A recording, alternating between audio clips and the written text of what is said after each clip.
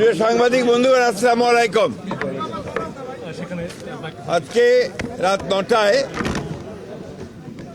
দলের চেয়ারম্যান জনাব তারেক রহমানের সভাপতিত্বে জাতীয় স্থায়ী কমিটির জরুরি সভা অনুষ্ঠিত হয়েছে। এই সভায় জাতীয় স্থায়ী কমিটি ইতিমধ্যেই আমাদের দলের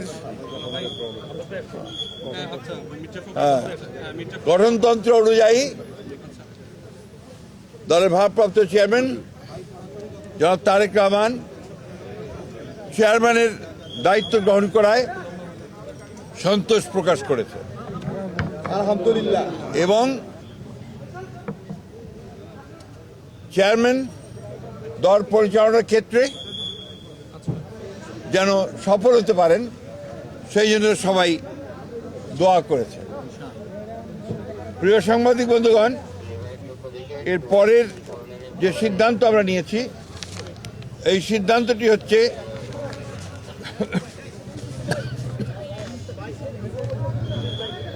নির্বাচন কমিশনের অনুরোধে বাংলাদেশ জাতীয়তাবাদী দলের চেয়ারম্যান জনাব তারেক রহমান আগামী 11 জানুয়ারি 2026 থেকে জাতীয় নেতা মৌলানা আব্দুল হামিদ খান ভাসানী ও 2024 ছাত্রগণ অভ্যুত্থানে শহীদ আবু সাইদ সহ অন্যান্য শহীদদের প্রতি শ্রদ্ধা জানানোর জন্য তাদের কবর জিয়ারত এবং কিছু পারিবারিক দায়িত্ব পালনের জন্য দেশের উত্তরাঞ্চলের কয়েকটি জেলা সফর করবেন বলে সিদ্ধান্ত নেওয়া হয়েছিল।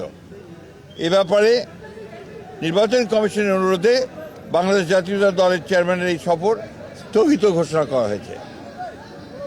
আমরা যে আমাদের স্বেচ্ছাসেবক দলের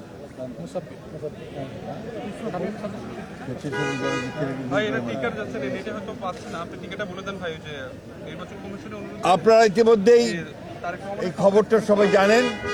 প্লিজ ভাই, প্লিজ, আপনারা সবাই এই খবরটা খুব ভালো করে জানেন যে দেশের যে নির্বাচন আগামী ফেব্রুয়ারি মাসের 12 থেকে অনুষ্ঠিত হতে যাচ্ছে, সেই নির্বাচনকে বিভিন্নভাবে প্রশ্নবিদ্ধ করার জন্য, বানচাল করার জন্য একটা মহল বিভিন্নভাবে চক্রান্ত করছে।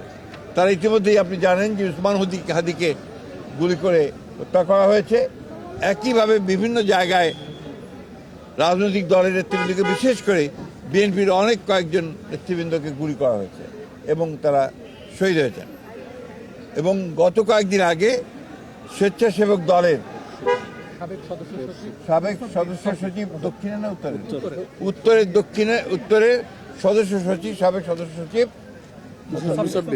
মুসাব্বিরকে গুলি করে হত্যা করা হয়েছে।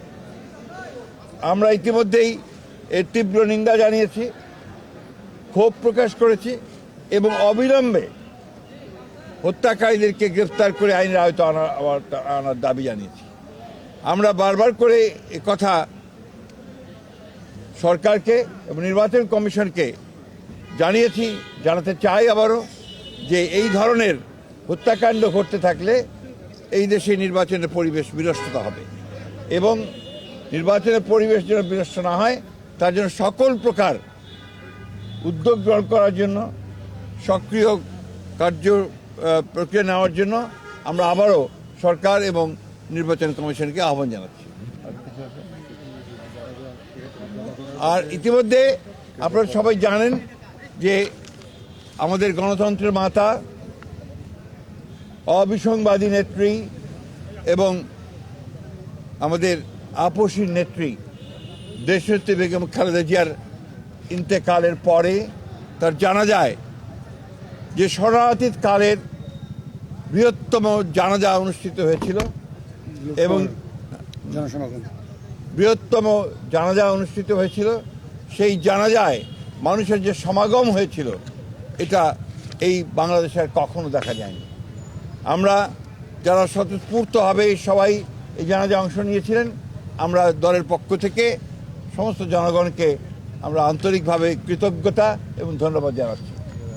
এবং আইন শৃঙ্খলা পরিস্থিতি রক্ষা করবার জন্য সেনাবাহিনীর সদস্যরা, সেনাবাহিনীর তিন বাহিনীর প্রধান এবং সরকার যে উদ্যোগ নিয়েছে, সে পুলিশ, র্যাব, বিজেপি যারা সহযোগিতা করেছেন, তাদের সকলকে আমরা আন্তরিকভাবে ধন্যবাদ এবং কৃতজ্ঞতা জানাচ্ছি। ভারপ্রাপ্ত চেয়ারম্যান নাই থাকে না, আপনি জানেন না, চেয়ারম্যান থাকলে আর ভারপ্রাপ্ত হয় না। ধন্যবাদ।